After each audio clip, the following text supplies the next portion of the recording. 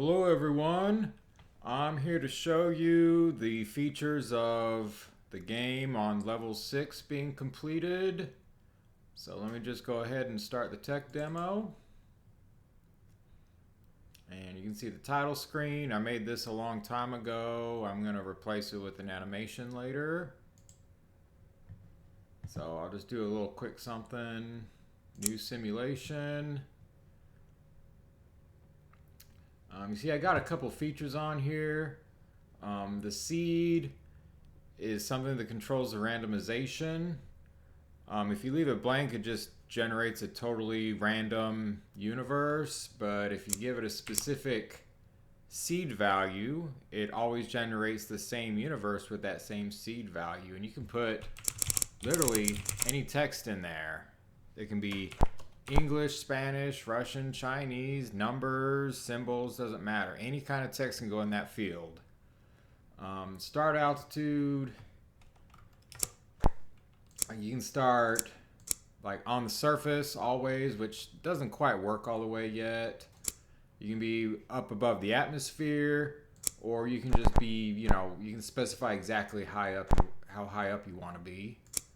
And you can also specify the time of year and the time of day you start on. So I'll go ahead and I'll pick, let's go with mid-autumn and around noontime. Just go ahead and do create simulation. And it takes a few seconds to generate. I'm going to make this loading screen look a lot better in level 7. Alright, you see we got a nice grassy field here. And you can look around. I'm using the mouse right now. You can move using the keyboard. But what I'll be doing from here is using my Xbox controller. You see it's a little bit easier to use. So let's go off into the distance a little bit. You see there's the sun. You can see the atmosphere, which looks quite a bit better than it used to. See down here we got some trees. You see I selected autumn, so the trees have orange leaves on them right now. Trees are looking pretty good now. And fortunately there's just a few of them here to make the frame rate look pretty good. You can see in the bottom right there's a little mini map showing you where you are. And you see right ahead of us there's the moon. And while I'm going up higher in elevation, you can see the map zooms out a little bit. And I'm getting up kind of above the atmosphere, and you can see the stars. Well, maybe see the stars. Maybe you can't see them in the video. Now here we are somewhere a little more mountainous. And it's kind of dry here, as you can see from the map. Yeah, not really a lot of grass. There's a little bit here and there, but not everywhere. Now we'll take a real close look at the ground. You can see the ground's kind of detailed. It's got little tiny stones in it, and it's got some texture on it that makes it look like dirt. It's not perfectly flat. It's kind of rugged looking, and maybe you can see the play of light and shadow. Let me see if I can get up to some rock. See, here's the rock. When you get it real close, you can see this really, really detailed pattern. See, when you're far away, you don't really see the pattern, but when you get close, you really see it. And these patterns for the rock color, the dirt texture, it's just these little small images, and they get mapped into different sizes using something called triplanar mapping.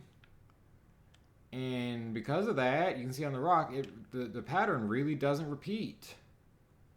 Like, you really cannot see a specific pattern going on in the rock, even though it's just one little image. And this goes on forever. I mean, you'll never see a repeating pattern in here. The rock also has a little bit of texture for making it not look so smooth, but it's not quite as good as the dirt. Not that it's low quality. It's just I expect rock to be a little more jagged than this, and I'll work on that sometime. So, anyways, let's go out to the water real quick.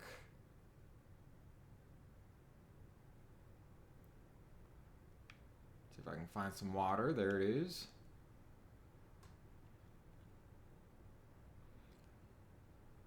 And let's come over here to this shore, and you can kind of see a little bit under the water. Something called, I think it's called Fresnel, that dictates whether you can see through the water and by how much. There's these little, it's wavy. You can see it's waving. Looks pretty good. It's not a perfectly repeating pattern, but it does have a little bit of filtering problems in the distance. And we can go underwater, and you see there's a little bit of caustic effects on the floor of the ocean here. You see they move along with the waves. And the map changed a little bit to kind of show that we're underwater. Let's come out of the water.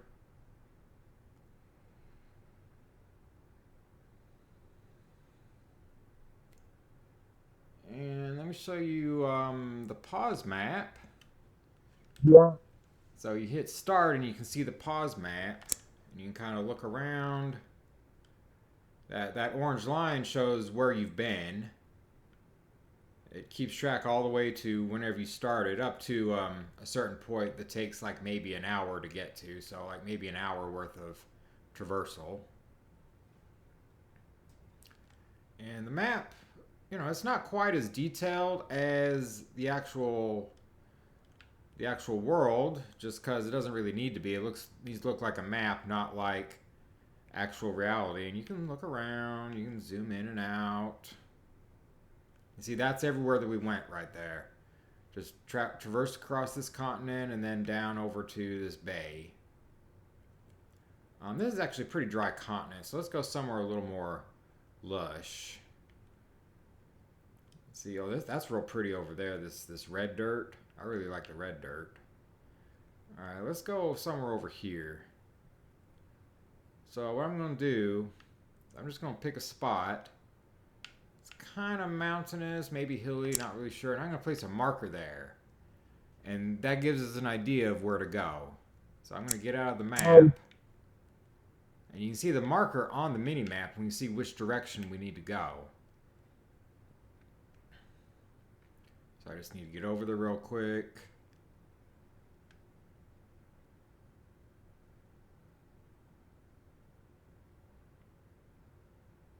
See, the marker kind of moves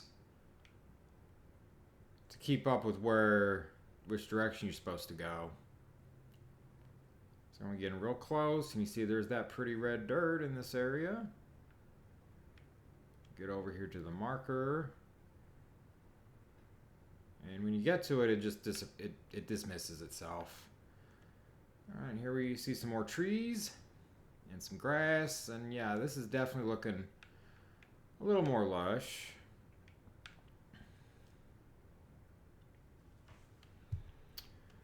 So there's some features on the side menu here that let you control the simulation.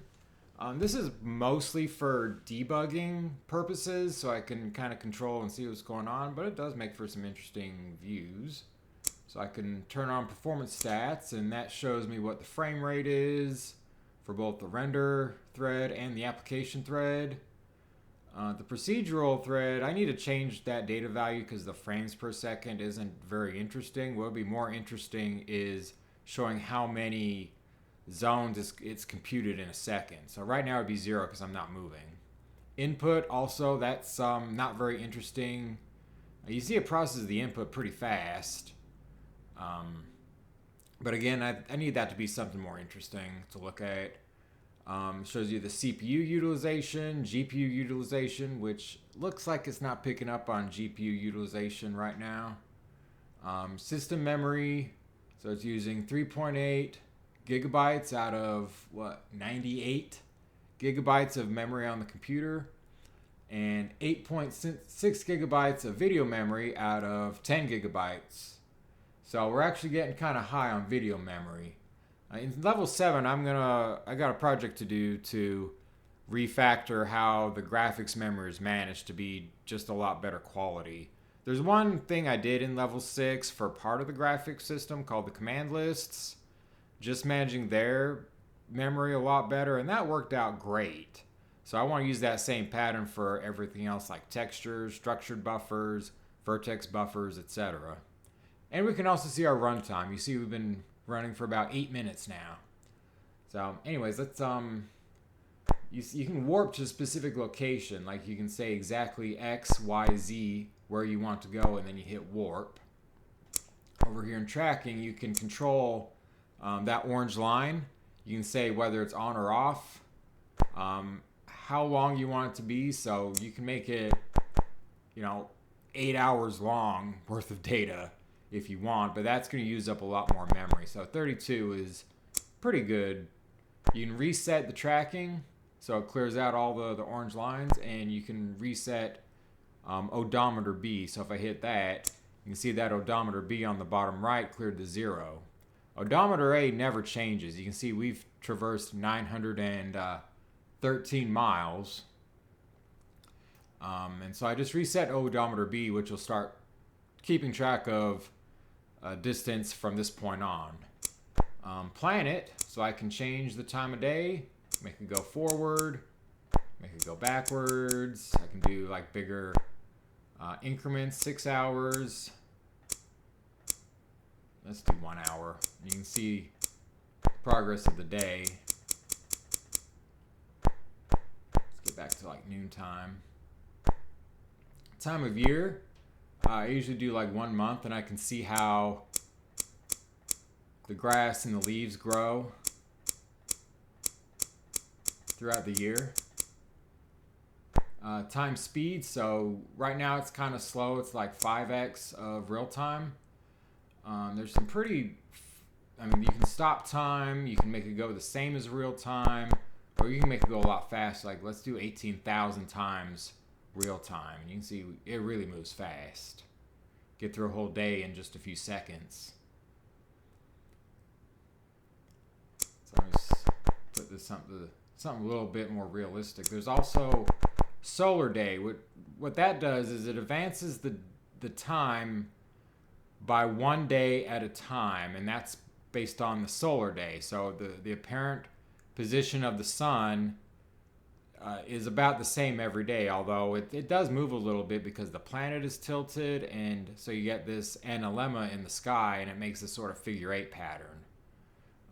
So let me turn that on. You can see what that looks like. Where's the sun? You can see it's the same time of day. The time of year changes, but the sun, it makes that little figure 8 pattern, and that's simply because of the tilt of the planet.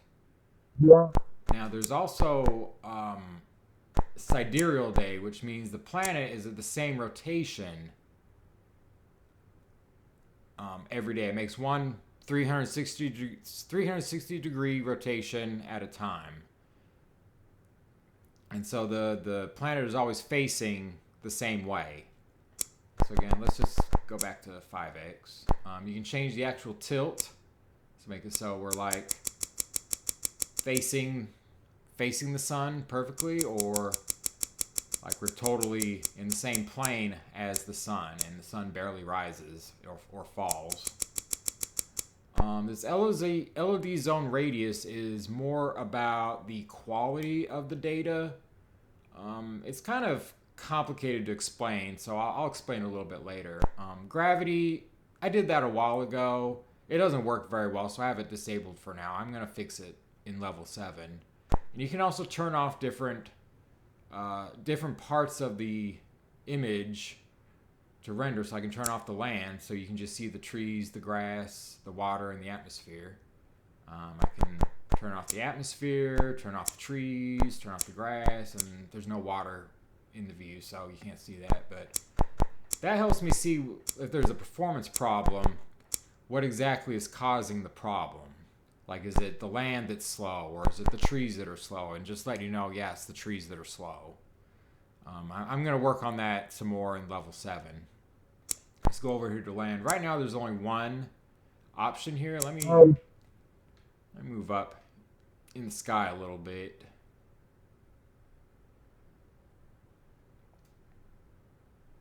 Yeah, way, way, way up.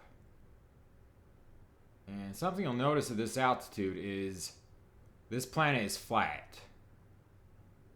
It goes on and on as far as you can imagine. So let's zoom in a little bit. Yeah. Let's get rid of the atmosphere so we can see the data. So that's the planet without the atmosphere. You can see the edge here, like if I move. Yeah, that doesn't look very good right there without the atmosphere. The atmosphere does a lot to help the image quality. Yeah. So let's Yeah. just look at this perspective. So you can normal color. That's just what you normally see. You can see just the ruddiness, which is like the redness of the dirt. Just the actual dirt color, the actual rock color, the humidity. So you can see in the middle of that continent it's kind of dry, but up in the top it's a little more humid. Temperature, yeah, this continent's pretty warm, but you know, red is kind of hot and blue is cold. But you never see perfectly red or perfectly blue. Grass patchiness, that's just some input to kind of control where grass will grow. If it's kind of humid or kind of warm but not that warm, it grows here and there but not everywhere. Same, something similar for tree patchiness. The patches are just a little bit larger for trees. And elevation. So kind of like the light brown, that's sea level, but then green is sort of medium elevation, and then the sort of purple brown colors, those are the highest elevations. So let's go to normal. Water. Let's get down to some water first, so we can see how that works. And let's get the atmosphere turned back on too.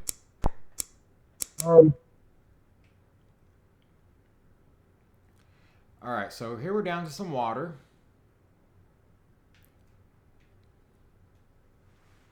Yeah. So we can control the wave function. So that's that's kind of the shape of the wave. If I change it to sine, it's a little. Let's get more zoomed in. Yeah, you can't really see the sine wave because it's not as good of a function. Yeah. The exponential sine is really good, and then flat is just totally flat. I guess sine isn't working is what it is, so I'll have to look at that later. Let's put it back on exponential sine. So wave count, you control how many waves there are, make it really a lot of waves. You don't want to use too many, and you also don't want to use too few. See, when it's too few, it doesn't really look that good.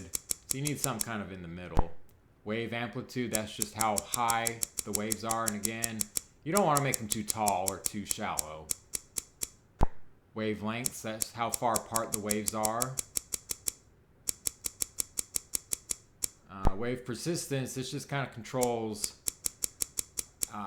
It's kind of hard to explain how persistence works. It just kind of changes the shape.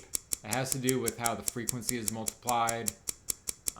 It's kind of complicated. And lacunarity, it's another one. It's another one of those variables that's kind of hard to explain. It also is one of those that modifies the frequency for each octave. And then wave displacement. So there's this displacement noise that the water uses to make it so it's not the same wave everywhere you look. So see, if I turn it all the way off, you see it's very, very uninteresting. You can see patterns all over the place. Yeah. And the displacement helps it to not look so much like a solid pattern. But again, you don't want to crank it up too much because then it looks way too weird. Looks like liquid metal or something when you have it up too high. Let's turn it down some. And then the density, so we got to go underwater for that. So the density is, let's go out into the ocean for that.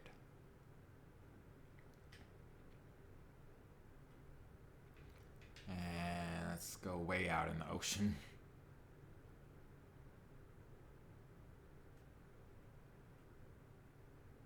Yeah, a little too shallow around here. There we go. There's some deeper water.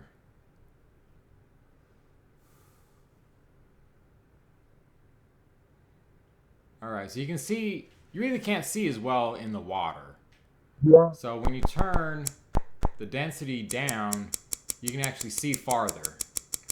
Like you turn it all the way down, it's like there's no water density at all. There's no water fog. You can just see everything. Yeah. But if you turn it up too high, then you can't see anything at all. Let's turn it back up some. And then show water reflection that's exactly what it sounds like. So you see the water reflects what color the sky is. So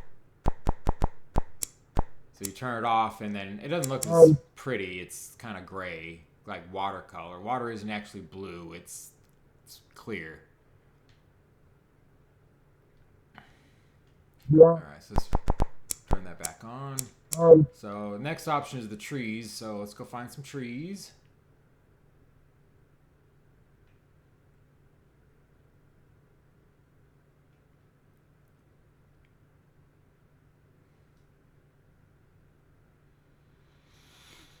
All right.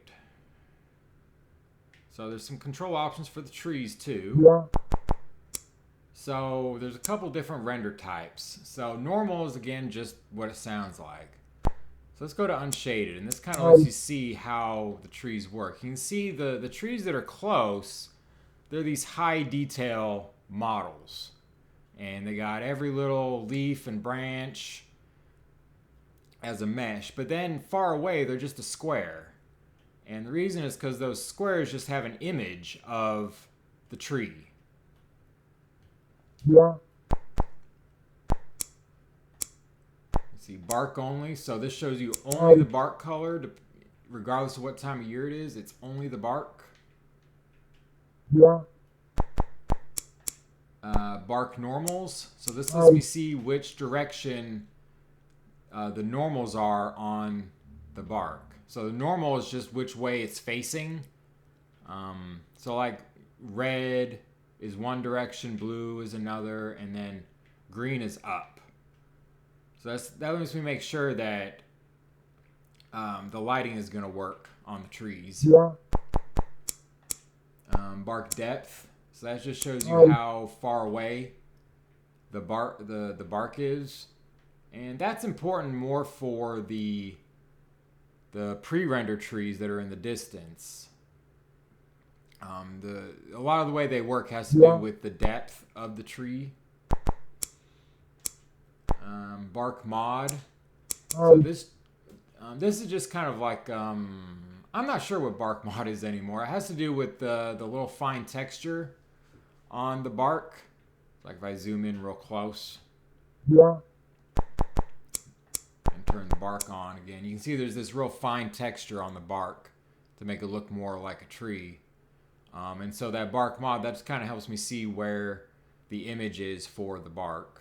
It uses the same algorithm as the dirt and the rock for the triplanar mapping. So it's the same image, but it's just it's stretched around so that you don't see exactly the same values. Although with the bark, it's a little easier to see patterns. All right, so let's get away from there. Yeah. So we were at bark mod. So leaves only again. It's just the leaves and not the bark.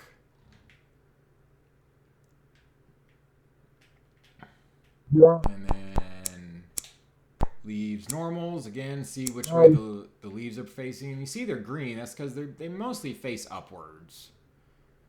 That's how the leaves get the light in. They need to face towards the light source. But they don't all face perfectly north. Yeah. Or perfectly up, rather. And leaves depth again. You can see how deep. You can see how deep the vertices are in the image. Again, it's more important for the pre-render trees in the distance. Yeah. growth offset. So this lets you, so as the year goes on, the leaves fall at different rates and they grow at different rates. And this just lets me see which leaves are like an early grower or a late grower, an early faller or a late faller. Like let me get close to one of these trees. You can see what I'm talking about. Let's turn the solar day on again. See, they don't all fall at the same time. They also all don't change color at the same time. Now they come growing again. All right, so let's get back. Let's see the trees. All right, so let's go over some more of these options. So render count, that's just how many trees render.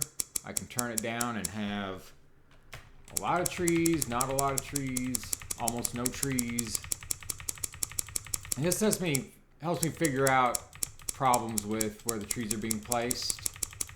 It also can make it so that the frame renders a little bit faster if I'm just trying to figure out a problem. Let's turn that back up. Doesn't have to be all the way. All right, render full models. So if you turn it off, you only see the pre-rendered trees. Render billboards, turn it off, and those go away. So let me show you something while that's off. These model trees, the full model trees, they blend in as you move around. And the billboard trees, they don't really blend, they just pop in and out. The reason is just because trying to blend between a full model and a billboard, it's just kind of weird. It doesn't look very good. So I did it this way just to make it look a little bit better. And then show skeletons. This lets me see the shape of the tree underneath. So you got the bark and the leaves and all that, but these colors show you where the actual structure of the tree is. And it's just a real simple line render. Just shows all the lines that define the shape of the tree. Let's turn that off. All right, let's look over the atmosphere now. So you can change some values for the atmosphere. Now, the way I have it on default looks pretty close to Earth. It's not exact, but it's pretty close.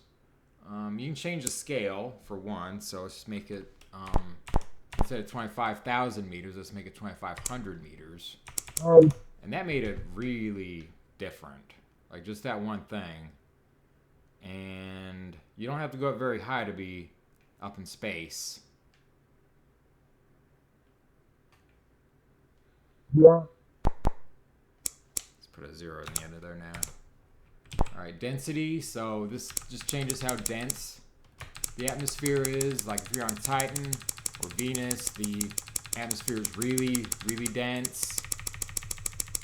If you're on a moon, probably has little or no atmosphere. The atmosphere also, again, it helps hide some of the edges. The problems are on the edge where the data ends. And it also reduces the amount of zones that have to render to make the scene look right. So most of the time I'm going to want to have at least some atmosphere.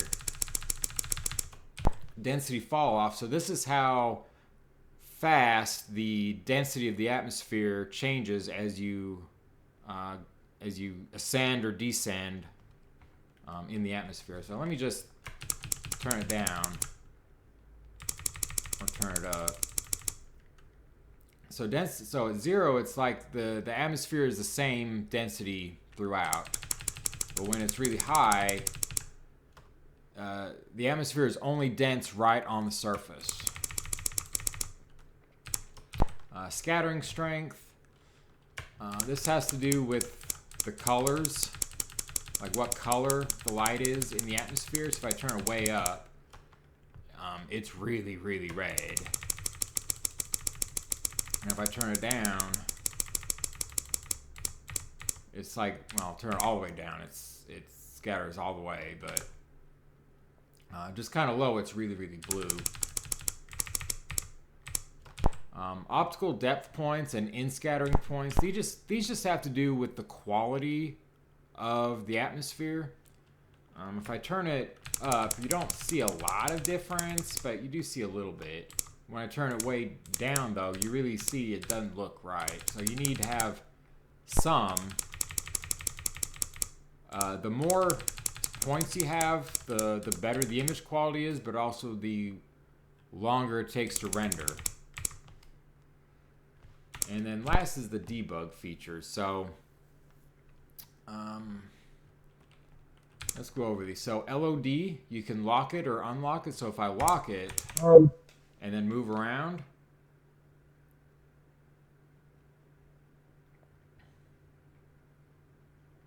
you can see the data is not changing. It's not moving with me. And what this does is it allows me to really look close at the data. For example, if I need to see how something looks in a low resolution area, like make sure the vertices are lining up and everything, I can do that. Or if I'm just trying to figure out a problem with the how the data is getting generated, I can use that to really visualize what's going on without the data moving. I can just lock it and then I can look around and see what's going on. Yeah. So let's turn it back on. When you turn it on, everything just kind of snaps back to where it's supposed to be. View frustum, so that's another performance enhancement. The view frustum, the idea is it only renders things that are in view of the camera. Things that are behind you, to the side of you, it doesn't bother even sending those to the graphics card. So you can see what it's doing. If I turn it off, like I lock it, see over there, it doesn't render anything over there nor over there. And it just kind of barely fits in the image. Yeah. All right, let's turn that back off. Visualizations. So these are different ways of seeing. Right now I just have the depth buffers that I can visualize, but there's other things I want to do later. So the space depth buffer. So if it's orange, it means that there's no data. But here you have the moon is gray and the sun is white. And the reason is because the moon is closer than the sun.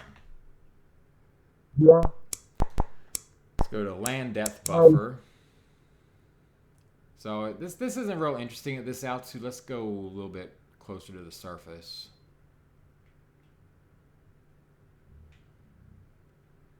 So you can see this. You can see where you are. It's just you only see the depth. And like I was saying, actually I got it backwards before. The sun was gray. The moon was white. White is close. Black is far away. So you see that there's something black over there. It's really far away. But like these trees, they're really close. And then let me turn on the water depth buffer. And it doesn't render the water everywhere. It only renders it where there's supposed to be water. And again, you can see what the depth is. You can even get real close and see the waves. Well, maybe not. So what we can do is turn down the scale. That didn't work so well either, but you know, because the water doesn't really change a lot in terms of depth. It changes a little bit. Yeah. And then combined is just everything together. The land, the water, and space. Where are they? Alright, so see, there's the sun and the moon, and it had to do the same scale for everything. That's why the sun and the moon are black here. They're both really, really far away. Yeah. Let's turn the visualizations off. There's also these zone bounding boxes. So what this does is it makes these boxes so I can see what the data looks like. I've had this feature for a long time. It's really helped a lot figuring out problems with the terrain generation. Yeah. Let's look at the labels first. So labels, it just puts a little label on the zone so I can see what detail level it is, and the UV coordinates. So the first coordinate is the U and the second is the V. And like if I zoom in here, it'll load up level 5, level 4. And then the towel filter, so I'm going to turn that on. And then on the level, see right now it's showing boxes for all levels. So I'm going to change it to just level 4. And it shows you the data just for level 4. And you see some of them are blue, most of them are green. Green means it's visible and loaded. Blue means it's loaded, but it's not visible. You see there's blue zones on one side but not the other. That's because I came from that side. And so it kept the data in memory for just a little bit, just in case I go back to that area, it doesn't have to reload that data. Yeah. And I can show the zone level for all the zones. This helps me see problems. Again, seeing problems with the terrain generation, like what's going on. Yeah. I can also show different zone layers. So there's different layers of data. There's the land height. And see, those change to purple. Purple means it was generated on the graphics card. Green means it's generated on the CPU. And this just shows the data values for the land height. There's 5 different levels. There's the normal, so the normal data, color data, details, and then the land data. And I can also change which data set it's looking at. There's land, water, the pause map, and the mini map. So if I change to water, you see it didn't really change because it's about the same detail level for the water here. But let me change it to the pause map. And the reason it snapped is because the detail level we had was out of range for the pause map detail levels. But this lets me see on the simulation what the pause map is seeing. Like if I change it, you won't be able to see if I change it in the pause map, so we'll skip that. And then the mini map, that one's a little bit smaller. And you can see this is the data that the mini map is using. So like if I get closer, and the mini map, maybe you can't see it in the video, but the map gets a little more detailed right at this point where the detail level changes. All right, let's turn that off. So turn off the bounding boxes, the filters, labels. And then let me show you the pause menu also. So yeah, you already saw the map. There's a bunch of settings. So there's graphics. You can change. Right now it's using Vulkan, but since I'm on Windows, I could also change it to Direct3D 12. Something I want to do in the future is you change it and it immediately changes to that driver, but that's a really big, complicated operation, and I'm just not really seeing the value in doing it right now. If I change it, it just gives you a little warning. It takes effect on the next launch. So next time you start the application is when it uses the new driver. And it keeps a little reminder on there to let you know that it'll change. Let me change it back to Vulkan. Display adapter. I only have one on this computer. In Linux, it has your actual display adapter, but then there's also like a sort of a software adapter. I'm not really sure what its usage, but it's really slow, so I don't use it. You can select which monitor it shows on, so I got it on monitor 2, but I could flip it over to monitor 1 if I wanted to. Now, unfortunately, this feature is going away because it's because of Linux. So in Linux and X11, you can still do this window positioning, but with Wayland, which is the new compositor for Linux, it has this rule where it doesn't let you position a window in the code for security reasons, which I don't really understand, but there's just no way to position a window using Wayland, so I have to remove this feature. But it was pretty cool while it lasted.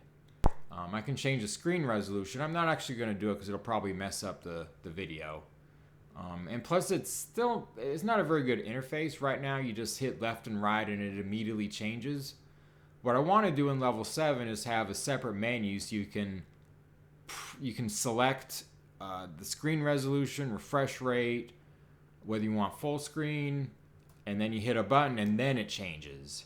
And then it has a message, do you want to keep this setting? And if you don't respond, then it reverts to what you had before. I can change it to full screen. So right now I'm using windowed for the video. But if I change it to full screen, it'll use up the whole screen and also change the screen resolution.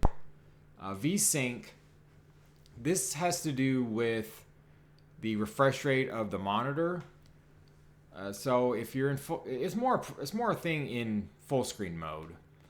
When you're rendering images, you need to have the images rendered about the same rate as the monitor.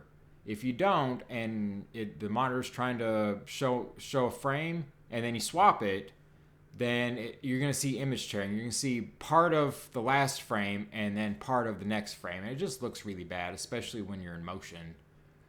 But it's not an issue in windowed mode because it already does the VSync for you. Anti-aliasing, so you can change the anti-aliasing settings. So I can turn it off. Maybe you can't really see it. Let me zoom in a little bit. So there's a rough edge. So you probably can't see it in the video, but it's really kind of sharp. Like there's no kind of filtering going on. Turn to MSAA, which is multi-sample anti-aliasing. There's different levels. There's 2x, 4x, and 8x. And what those mean is that for each pixel, it takes multiple samples of the scene. So 2x, it only uses 2 samples, which actually looks pretty good, and it's pretty fast compared to the other options. If I change it to 8, oh snap, we got a crash, probably because I was so high on memory. Remember, we were at like 8 gigabytes earlier out of 10. Let me go back to the settings. So they're in the main menu too. So I can change the anti-aliasing to MSAA 8x. And I'm not sure you can see it in the video, but it does make the text look a little bit better. And then there's also this other one, FXAA, which is, I think it stands for Fast Approximate Anti-Aliasing. I'm not sure on that. I'll have to check. But what it does is it just takes one sample per pixel, but it uses some math and some interpolation to kind of see where the edges are and blurs a little bit more where the hard edges are, but then it doesn't really change where there's no edge. It's kind of complicated, but you might be able to see that in the video. When I changed it, the text changed and it looked just a little bit softer. Yeah, I'm not sure you can see it in the video. Let me change it back to 2x. And then field of view, I'll have to be in the simulation for that. But that just changes the angle that you can see in the camera. Some people, they might want to see a little bit narrower or wider view just because otherwise they might get seasick or something. Brightness levels, I know you can see this in the video. And turn the brightness way up if you don't think it's bright enough, or turn it way down. Contrast, it's just like on your TV. If I turn it way up, it's very contrasting between white and black. But if I turn it way down, it all kind of looks about the same brightness. And then gamma, I'm not really sure what gamma means. It has to do with the white level. I'm not really sure.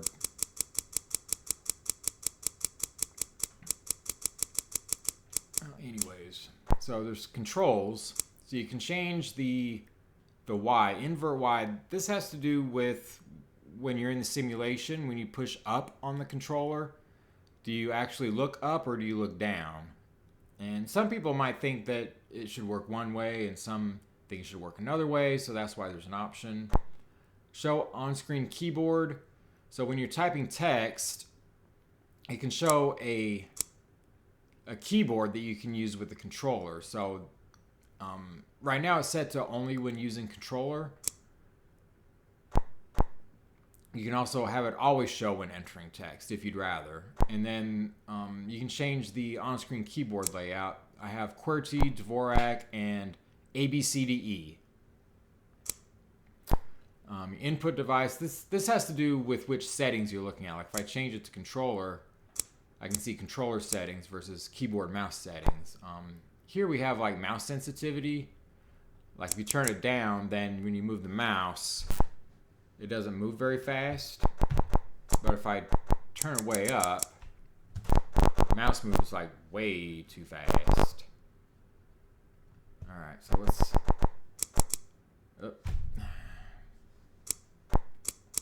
And then here you can change the keyboard layout or the keyboard inputs for the different actions. So like move forward is W. You got A, S, D. Pause menu is escape. You can accelerate, decelerate, open the side menu. You can turn on cruise control, which you just hit a button while you're moving and it stays at the same speed. And then orbit lock, when you hit that, it makes sure that you stay at the same altitude all the time. No, the same elevation all the time. And then there's a hotkey for just exiting the application. But then there's also controller settings. You can say how sensitive the control sticks are. That's kind of like the mouse sensitivity. Stick dead zone. So this, the thing about controller sticks is they're really precise, and because of that, when you have the stick is just stationary, like you're not using it, it's just sitting in its default position, it can still read very small values. So you set up a dead zone, so it requires that the values that the controller send have to be at least a certain amount in order for it to register an input. And then you can also control, like if you want to move with the left stick and look with the right stick, or you can change it to the other way. The right stick moves and the left stick looks. And then again, you have all the actions for the different keys. Now you see there's quite a few less, and that's because of this left moves, right looks option. It's kind of intuitive that you use the sticks to look and move rather than using keys, so there's not as many. But it does have a few. You can open this pause menu, open the side menu, accelerate, decelerate, and again the cruise lock and the orbit lock, the cruise control and the orbit lock.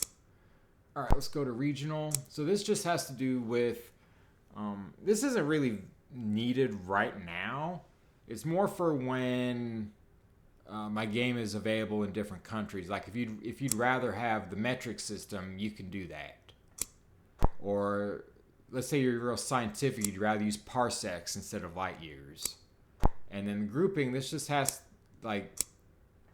this is just how it formats the larger numbers. So small names is like if you have to go up to like more than trillions, then it starts using names. All names, so even if you're only at 1,000, it'll say like 5.2 thousand. Exponential, so it always shows an exponential value. Full digits, it never shows the names, it just shows the full number. Let's turn that back. Let's turn that off. And then virtual reality, I don't have the VR headset hooked up right now, but you can turn it on and off. Like let's say you have it plugged in, but you don't want to use it, you can turn it off. Maybe I'll do a demo of that sometime. But reset tracking. So let's say you turn on the application in the headset and it's not oriented correctly. So you can select reset tracking and it'll tell you, okay, position your head the way you want for when you're looking forward and center, and then press the key. When you press the key, then it recenters where you're looking inside the headset so that it looks right. Mirror texture, that makes it so that if there's someone in the room with you, they can see on the monitor what you see in the headset. Mirror texture size, so if you want a big, small, GUI distance, that has to do with when you're using the GUI. If the GUI's too far away, you can move it closer or you can move it farther away, just whatever's comfortable. And the cursor, that's how you use, like on just the computer I have the mouse for a cursor, but in VR you can use a mouse. You can also just look and select using either the A button on the controller or enter on the keyboard. And then there's another option I want to have that I haven't implemented. I think it's in level 7. It's using the little hand controllers that come with the VR headsets, being able to select, like you point the controller somewhere and then you like fire it like a gun and it selects. But I have to implement that later. And then audio, this is real simple. It's just the volume. The only one that's working is sound effects volume. Music volume, I don't have any music yet. I'm going to have some music in level 7, but again, you can change how loud or how quiet the music is. All right, and then in system, it just shows some system information. So you can see I'm running Windows 10, which version of Windows 10. I can see what kind of processor I have, which graphics driver is in use, and also which display adapter is in use. In level 7, I'm going to put in a lot more values into this tab. And then on menu, you can save your settings, you can revert your settings, or you can just cancel out. So I'm going to hit revert, and it confirms, and then, yep, it's reverted, and then everything's the way I had it before I got into settings. All right, and then, like I was showing you new simulation. Let me see if I have any simulations loaded. So yeah, I've got a few in here. October 9th, 2025, and it shows you the seed value that it generated and then what time you actually last saved. I'm not sure if this is going to work, but let's give it a try. Nah, it didn't work. Okay, so it's probably just an old save file, and it's not compatible. Let me just get a simulation open again with some cruise control so I can do a little bit more talking about what I did and what I'm planning to do.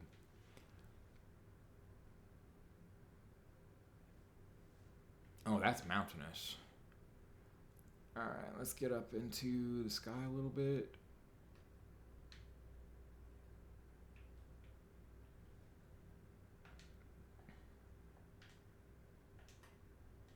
All right, so there we go. So that's with the cruise control and the orbit lock in place. So like if I look down, it doesn't actually go down. You're just staying at the same elevation.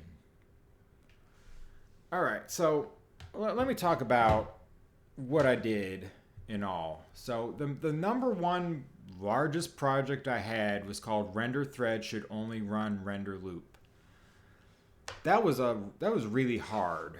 So let me just give you an example, like with a Nintendo Entertainment System. The way it worked, it had basically two threads of execution. There was one thread for handling the game logic and one thread for doing all the picture processing.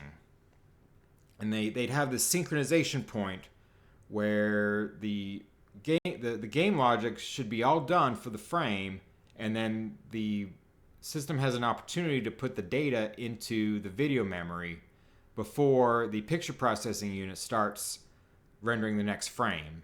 It's called VBlank. I have something like that in here, and the idea is the render thread only does rendering. It only takes the next frame command list and sends it to the command queue and waits for the next frame to be ready. That's all it does, and the idea is to just have the least amount of things happening in the render thread so that it can have the most opportunity to be performant.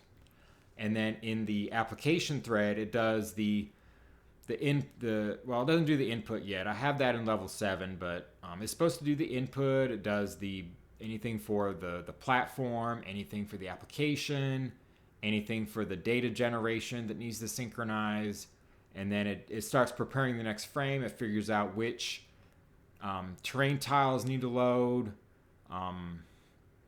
what order they need to load in, and then it also handles which GUI elements are going to be shown on screen, and it just figures all that out. And then it builds a command list that tells the graphics driver exactly what order to render each item, like each mesh, each effect, everything that happens from beginning to end in one big long command list. And that was very difficult because there were a lot of little problems that came up while I was doing it. And like you probably remember these debug options. A lot of these options came about because of that project, just to help me figure out what was going on in the system. Actually, there's one other little feature. You really can't see this because I don't have a webcam, but with the Xbox controller, I can hit a key and then it just pauses, it freezes. And no matter what I'm doing, I can't give it any input at all. And I can just pause it and I can see exactly what's going on with the frame. Now, if I hit the other button, it advances one frame. And then if I hit the first button, I can let it go for a little while. I'll let it go. I can turn it on, turn it off, turn it on, turn it off. And I've developed that as part of the render loop project. And then you can just turn it off. You just hit both buttons at the same time and it turns it off. Ocean should have waves. That was another really large project, getting the waves to work.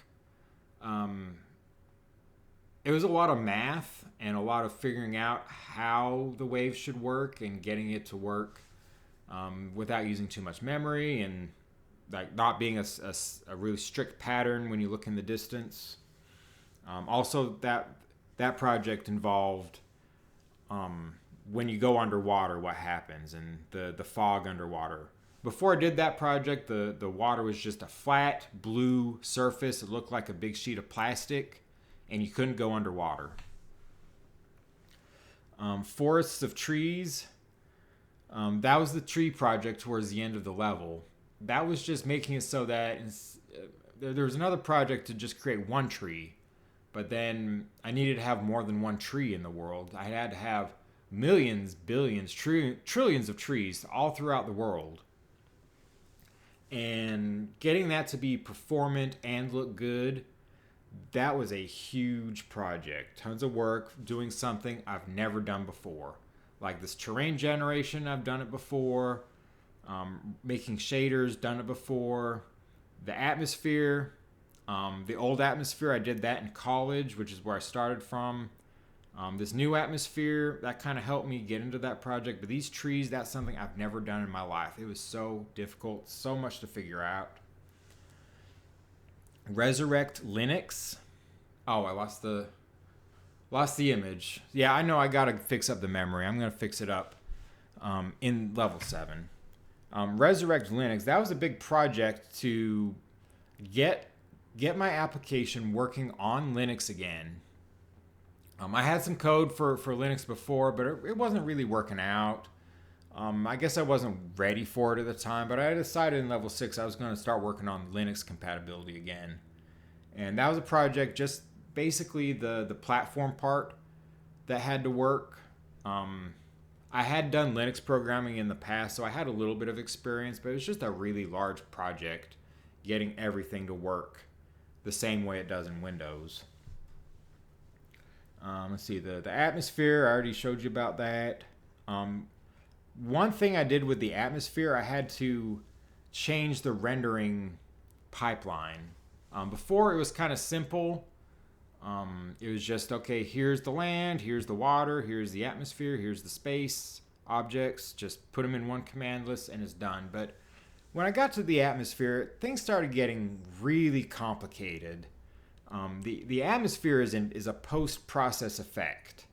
And it needs to happen before the anti-aliasing happens and before like the brightness contrast happens. And so there's all these little things that have to happen in one frame. And I just had to change how that rendering pipeline worked. And what I did is I made a file. Actually, let me get into my code. Let me see if I can show you. Here's my existing code for level 7. Common world.workflow.json. So it's a JSON file. Let me get this over here. And not right now. And it just has all this information about how to do the render. So it has like the swap chain images. So that comes from the graphics driver. The graphics driver defines what those images are like. But each item has a format, what format it's in, whether whether it can potentially be an anti-aliased image, and where the image comes from. Here, see, it comes from the swap chain. But something else, like here's the space buffer. It has the same format. UByte just means that it's UByte means unsigned byte. So just like a single byte, 0 to 256 for each component, the red, green, blue, and alpha. This one can potentially be anti-aliased, and then it also says what the usage is. So this is going to be used as a render target, and it also is used as input into another process. Space, land, and water, they're all the same. And then we have depth buffers for all of those. The depth buffer keeps track of how deep 3D objects are in the scene, so that when you render it, you see like things that are in the front show up in front of things that are in the background. And the depth buffer are just these images that help you keep track of that information. So yeah, those are the texture definitions, and then we have the process.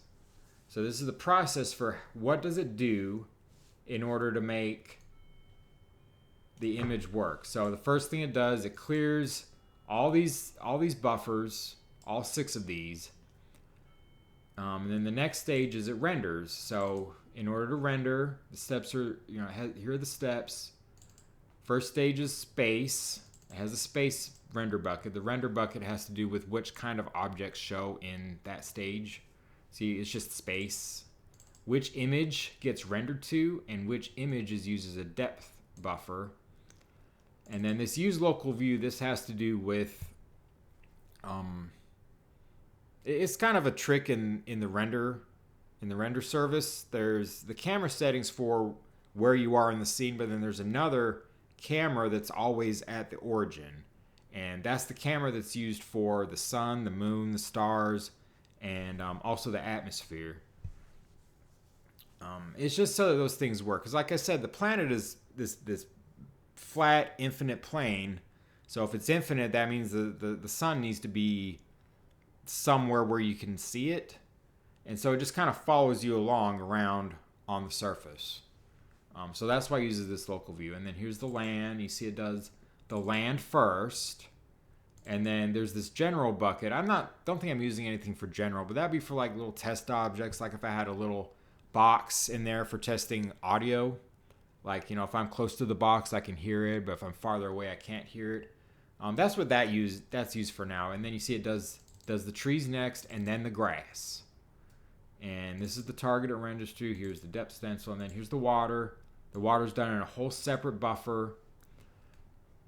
And then the atmosphere, this one is where it gets real complicated. So it uses a bunch of these textures to figure out the atmosphere. The atmosphere, like I said, it's an image. It's a post-process image effect. So it uses the colors that are in these buffers to figure out what the atmosphere is supposed to look like. And that gets rendered straight to the swap chain. Now, there's these other options down here. There's the visualizations, whether you want to use visualizations. That was like when you can see the depth buffers in the screen, where it's orange and then white or black depending on the depth. Debug, whether you want to have the debug objects, like the zone boxes. GUI, whether you're going to have a GUI in there, and then whether or not you can have post-processing, like the brightness and contrast. So these are here like as just little options, because those start getting complicated with how all the steps fit together to make the image. When the workflow loads, it looks at these options and it inserts more steps into this definition in order to get those features to work. That was just so much simpler than trying to have one workflow that has debug, and one workflow that doesn't have debug, and another one that has debug but also has visualizations. And I had a whole bunch of workflows, and I just made it so there's one workflow and it has these little options. Oh, you probably can't see in the video, my bad. These options down here. Yeah, my bad on that, but that's why I put the options in there, so I wouldn't have to have a bunch of copies of this one definition. All right, enough about that. Oh, here's another one. Fonts should be able to be read directly from a TTF file. Ooh, it was difficult, but it was a lot of fun. I did that in a hotel room in January 2022. That's when I did most of the work. And I found this music playlist that during that time that just really, really turned on my mind and made this so nostalgic for me. So anyways, the thing about TTF is it's way more complicated than what I thought it was going to be. There's the simple part, which is like reading in the contours and what shape all the letters and numbers should be. But then there's another part that's called grid fitting. That's used to modify the positions of the contours so that when you view the text at a very small font size, you can still read the text. But that grid fitting was so complicated. It was super duper duper complicated. Basically, I had to write a sort of interpreter, like a stack-based interpreter for code that's stored in the TTF file. But it works now, so I don't have to use a library to load up the images, to load up the fonts. I just do it myself straight out of the TTF file. One of the limitations of TTF, though, is you can't do any of the East Asian languages, since those languages have not tens or hundreds of characters. They have tens of thousands of characters, and that's just not efficient enough for TTF. If you had a TTF file with a bunch of Chinese symbols, it would be an enormous file. So there's another font format called OTF that I want to do later, but it's just a whole nother one of these giant projects, and I wasn't ready to do it. And plus, I'm not even ready to do foreign languages yet. So I'll just do that another time. GUI controls should be styled like CSS. So with the GUI, just specifying what it's supposed to look like where all the controls are. Let's see. Game. All right, so let me open up the settings. Like, remember the settings we had for like anti-aliasing and full screen, screen resolution, driver. There's like the invert Y. So that whole screen is specified using just a little XML file, and it has all this information about, like, here are the options for the full screen. It's either enabled or it's disabled. You have like a little drop down for the anti-aliasing settings. So it just says, it defines what it looks like. But then there's also some styling that goes along with this. So if you know anything about web programming, you probably noticed this class right here. Class saying what kind of styling that kind of thing should have. So there's like a settings menu select class, and there's one for a settings menu tab. Actually, all these other ones are settings menu tab. And all of that is defined in a CSS file. Let's see if I can open it up. Yeah. And it's not true CSS like you see in a web browser, but it's the same kind of format.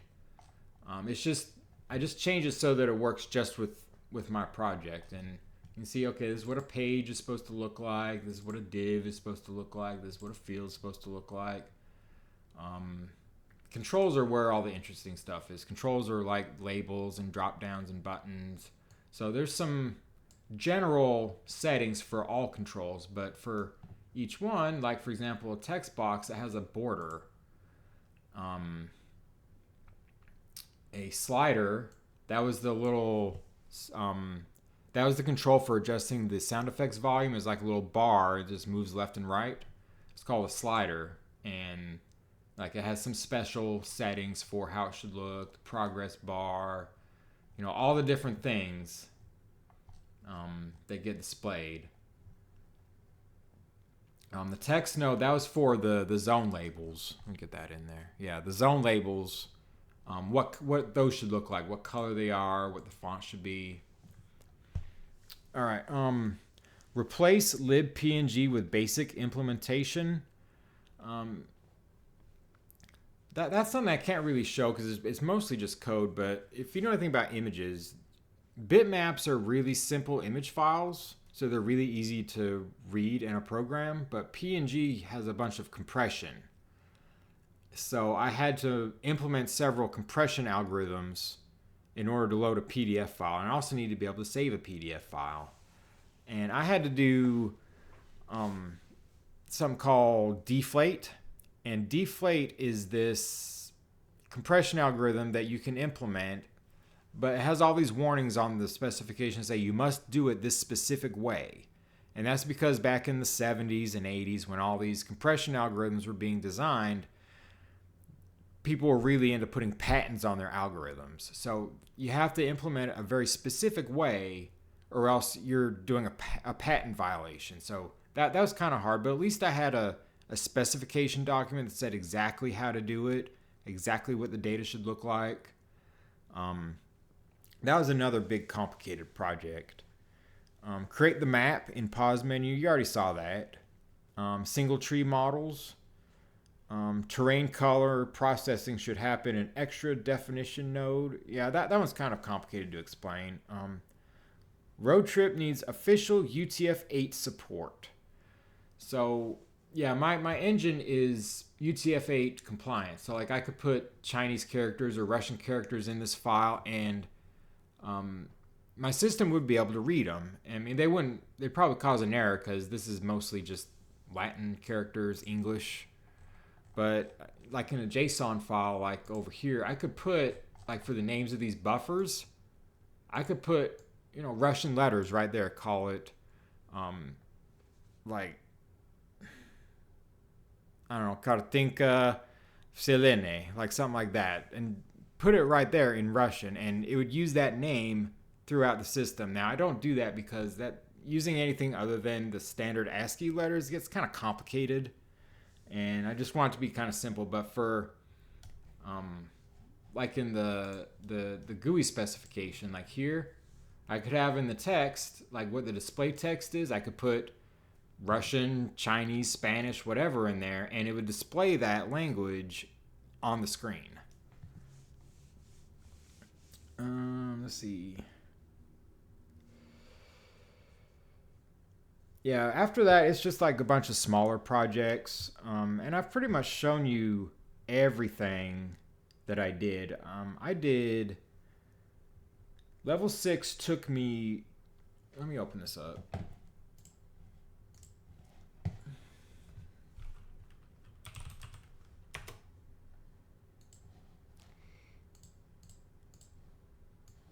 This is Beetle. This is another project I made to do my project management. Completed sprints. Takes a long time. I'm going to make a new version of this in the future. It's not real high priority. As long as this still works, I'm going to keep using it. I've barely worked on Beetle in the last 5, 6, 7 years. But it's been working this whole time. This is all the sprints I've completed. And you can see around... you guys can't see in the video, but sprint 21 is when I started using the level naming.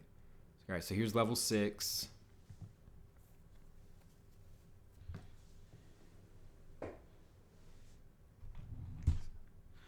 And you can see I completed 2,105 hours of work for this whole project. That was immense. A huge project, and I still had 92 hours of work that I just never did, just because I had to defer it. It was I decided that it didn't fit into level 6. It was the rivers and lakes, and there was a couple. There were a couple things in there. Yeah, the rivers and lakes right here, that was supposed to be in there, but I skipped on it. Tree and grass species based on climate. Yeah, I didn't do that one either. There were like maybe 4 bugs that I moved over to level 7. And you see, these are all the days I actually worked on. You see, I started in August 2022. So I guess 2023, that's when I was doing the TTF work. I thought it was 22, but it was actually 23. January 23, that's when I was doing the TTF. But yeah, August 2022 all the way to October 2025. So that took about 3 years and some change. And I had some periods where I wasn't really working on it, and there were other times I was really working on it like every day. I think this streak right here from November 29th, 22 to April 15th, 23, that was my longest streak ever. It was like 138 days in a row. And then these are all my bugs. So I guess that concludes the video. Please don't be afraid to ask me questions about the project.